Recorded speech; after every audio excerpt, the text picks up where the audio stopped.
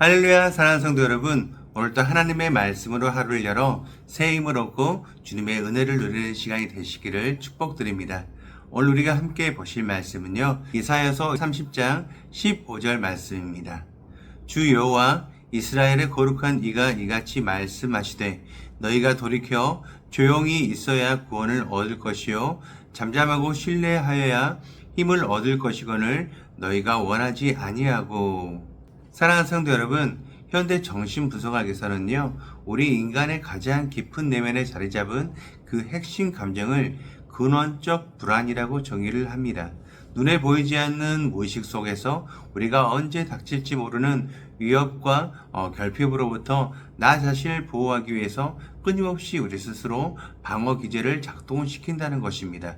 특히 내 힘으로 감당하기 벅찬 위기가 찾아오게 되면은요, 사람은 극도로 불안해지면서 자기가 스스로 통제할 수 있는 것 혹은 눈에 보이는 가장 강력한 대상을 붙잡고 의지하려는 강박적인 성향을 보인다고 합니다. 보이지 않는 대상을 잠잠히 기다리기보다는요, 당장 나를 지켜줄 수 있을 것 같은 거대한 힘의 그늘 아래로 숨고 싶어하는 무의식적 퇴행이 우리 모두의 공통된 본성 속에 숨어 있습니다. 그래서 우리는 벅찬 문제들 앞에서 보이지 않는 하나님 앞에 엎드려 기다리기보다는요, 우리의 경험이나 사람의 도움을 먼저 찾으려 할 때가 많이 있어요. 이 문제는 내가 아는 방법으로 혹은 저 사람에게 부탁하면 더 빨리 잘 풀리지 않을까 하며 눈에 보이는 현실적인 동화줄을 덥석 붙잡으려 한다는 것이죠.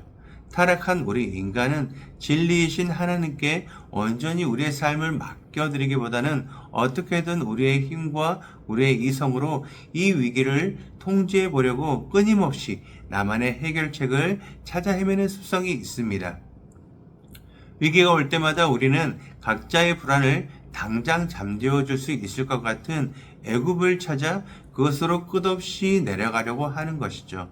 오늘 우리가 함께 살펴볼 이사야서 29장에서 31장까지의 말씀은요, 바로 이런 우리의 어리석은 방어 기제와 똑같이 행동을 했던 유다 백성들을 향한 하나님의 안타까운 외침이 담겨 있습니다. 당시 남유다 백성들은요, 나라가 전폐의 위기에 처한 정말 무서운 상황에 놓여 있었습니다. 잔인하고 힘이 세기로 소문난 거대한 아수르 제국이 턱 밑까지 쳐들어와 유다를 삼키려고 위협하고 있었거든요. 나라가 망할지도 모른다는 이 엄청난 공포 앞에서 백성들은 겉으로는 하나님께 제사를 드리며 종교적인 모습을 띄었지만 이사야서 29장 말씀을 보시면 그들의 마음은 이미 하나님에게서 멀리 떠나 있었습니다. 그저 습관적으로 사람들에게 배운 대로 껍데기만 남은 신앙생활을 하고 있었던 것이죠. 하나님께서는 이들이 마치 깊은 잠에 빠진 사람들처럼 영적으로 꽉 막혀버렸다고 안타까워하십니다. 심지어 이 백성들은 자신들이 세운 이 계획을 하나님 몰래 깊숙이 숨기려고까지 했습니다. 이것은 마치 한낱 진흙덩어리에 불과한 우리가 우리를 빚으신 창조주, 토기장의 하나님을 향해서 당신은 나를 만들지 않았어. 당신은 아무것도 몰라라고 대드는 것과 같은 엄청난 교만이자 폐역이었습니다. 이러한 영적인 교만과 불안은 30장 말씀으로 넘어가면서 아주 기가 막힌 행동으로 나타나게 돼요. 아수르라는 맹수가 쳐들어오게 되자 이들은 하나님께 도와달라고 엎드려 묻지도 않고 당장 눈에 보이는 강대국 애굽으로 도움을 청하러 내려갑니다. 사랑하는 성도 여러분, 애굽은 어떤 곳인가요? 과거에 이스라엘 백성들을 무자비한 노예로 부려먹었던 곳입니다. 하나님이 그토록 엄청난 기적으로 건져내 주시며 다시는 그곳으로 돌아가지 말라라고 하셨던 바로 그곳이에요. 그런데 그들은 근원적 불안에 눈이 멀어 사자와 독사가 우글거리는 위험천만한 사막을 지나면서까지 자기들의 보물들을 어린 나귀와 약대 등에 잔뜩 싣고 애굽에 바치러 갑니다. 이 어리석은 사건을 보면서 하나님은 애굽을 향해 가만히 앉은 라합이라고 부르십니다. 겉으로는 무시무시한 괴물처럼 힘이 세 보이지만 막상 위기가 닥치면 아무런 도움도 주지 못하고 무능하게 가만히 주저앉아 있을 헛된 세력이라는 뜻이에요. 하나님을 떠나 세상의 힘을 의지하는 자들은 결국 무너져 내리는 높은 담장처럼 망하게 될 것이며 아궁이에서 불씨 하나 담을 수 없게 산산조각 난 토기 파편처럼 비참해질 것이라고 경고를 하십니다. 하지만 성도 여러분, 이토록 답답하고 어리석은 백성을 향한 하나님의 진짜 마음은 과연 무엇이었을까요? 이사야서 30장 18절 말씀입니다. 그러나 여호와께서 기다리시나니 이는 너희에게 은혜를 베풀려 하심이요 일어나시리니 이는 너희를 긍휼히 여기려 하심이라. 대저 여호와는 정의의 하나님이시라. 그를 기다리는 자마다 복이 있도다. 심판을 받아 마땅한 그 순간에도 우리 하나님 아버지께서는요, 매를 들기보다 우리가 돌아와 은혜를 받기를 간절히 기다려 주십니다. 애굽으로 달려가던 그 헛된 발걸음을 멈추고 주 여호와 이스라엘의 거룩한 이가 이같이 말씀하시되 너희가 돌이켜 조용히 있어야 구원을 얻을 것이요 잠잠하고 신뢰하여야 힘을 얻을 것이거늘 너희가 원하지 아니하고. 돌이켜 조용히 있어야 구원을 얻을 것이며 잠잠하고 신뢰하여야 힘을 얻을 것이라고 진짜 살 길을 알려주고 계십니다. 이 놀라운 은혜는요, 31장 말씀에서 더욱 분명해집니다. 백성들은 눈에 보이는 애굽의 화려한 말과 튼튼한 병거를 의지했지만 하나님께서는 단호하게 말씀해 주십니다. 31장 3절 말씀입니다. 애굽은 사람이요 신이 아니며 그들의 말들은 육체요 영이 아니라. 여호와께서 그의 손을 펴시면 돕는 자도 넘어지며 도움을 받는 자도 엎드러져서 다 함께 멸망하리라. 전능하신 여호와 하나님만이 우리의 참된 도움이 되십니다. 이사야서 31장 4절과 5절 말씀을 보시면은요, 하나님께서는 자신을 으르렁거리는 젊은 사자와 날개치며 새끼를 보호하는 어미새로 표현하십니다. 아수르라는 이 대적 앞에서 무서운 사자처럼 앞장서서 싸우시지만 연약한 자기 백성 예루살렘을 향해서는 마치 어미새가 그 날개로 둥지를 덮고 호위하듯이 그들을 건지며 구원할 것이라는 참으로 따뜻하고 든든한 약속을 보여주십니다. 결국 유다를 위협하던 아수르는 사람의 칼이 아닌 하나님의 심판의 칼 앞에서 허무하게 엎드러지게 됩니다. 유다 백성은 화려하고 강해 보이는 애굽의 군대를 원했지만 우리의 왕 되신 주님께서는 가장 낮고 초라한 모습으로 십자가의 길을 걸으셨습니다. 우리가 죄로 인해 받아야 할 무서운 지옥의 불, 그 도벳의 맹렬한 진노의 불꽃을 우리 주님께서는 십자가에서 대신 다 맞아주셨습니다. 우리가 세상의 돈과 인맥에 눈이 멀어서 영적인 기머거리가 되어 있을 때에도 우리 주님께서는 우리를 절대 포기하지 않으셨습니다. 우리가 잘못된 길로 가서 환난의 떡과 고생의 물을 마시며 울고 있을 때에도 주님께서는 참 스승이 되셔서 우리의 등 뒤로 다가오십니다. 그리고 다정한 목소리로 사랑하는 아들아, 사랑하는 딸아, 이 길이 바른 길이란다. 이리로 걸어가렴 하고 우리의 귀에 속삭여 주십니다. 우리가 그 예수님의 십자가 은혜라는 가장 안전한 어미새의 날개 밑으로 숨어 들어가게 될 때 우리의 모든 찢긴 상처를 싸매어 주시고 아픈 곳을 고쳐주실 것입니다.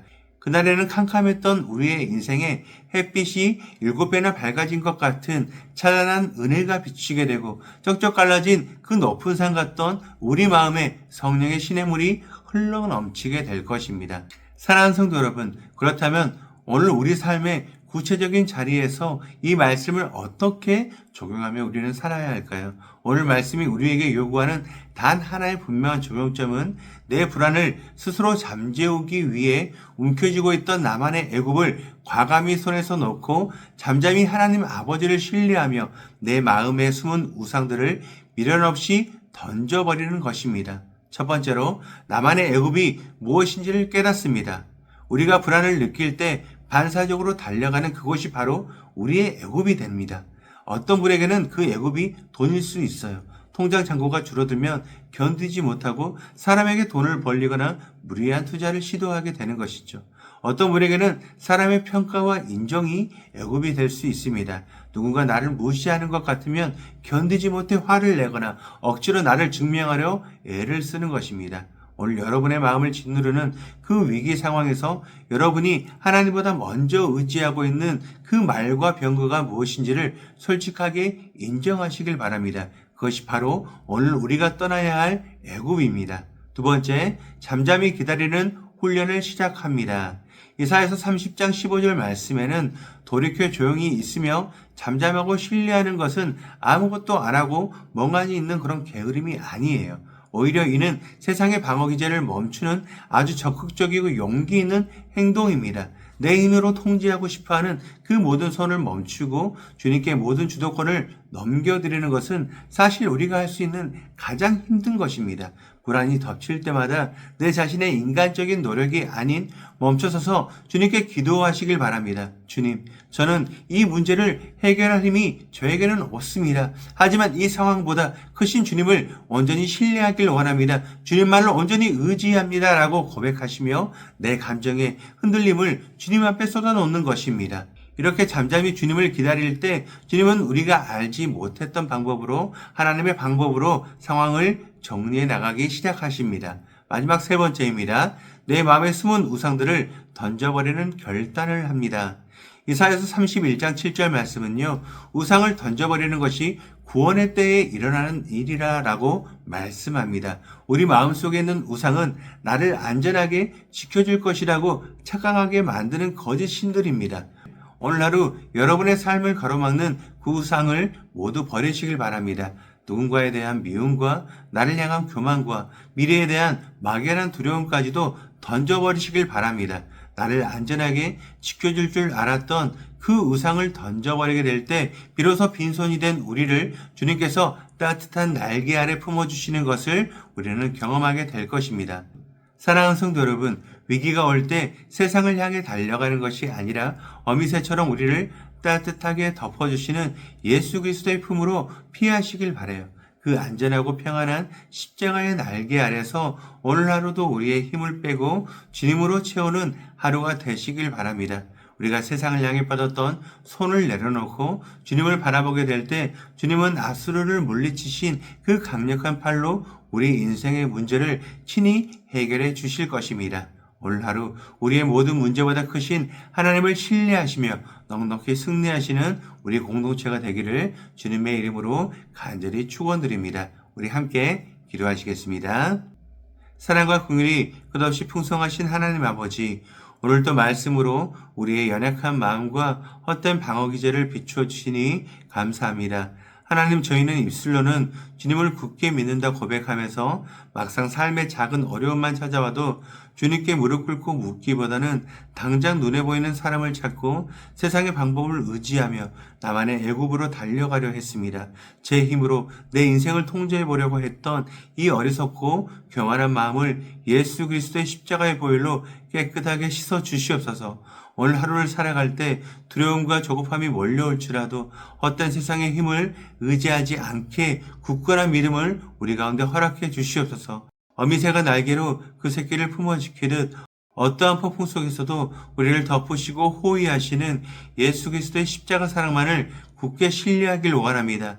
이리저리 흔들리며 헤매일 때마다 우리 등 뒤에서 이 길이 바른 길이니 이리로 걸어가라 하고 다정하게 알려주시는 성령의 세밀한 음성에만 우리가 귀를 기울이며 기쁘게 순종하게 하여 주시옵소서. 우리의 영원한 피난처가 되시며 참된 반석이 되시는 예수 그리스도의 이름으로 간절히 기도드립니다. 아멘. 오늘 우리가 함께 기도할 도구기도 제목은 교회 교역자들과 선교사들 및 사역자들을 위하여입니다.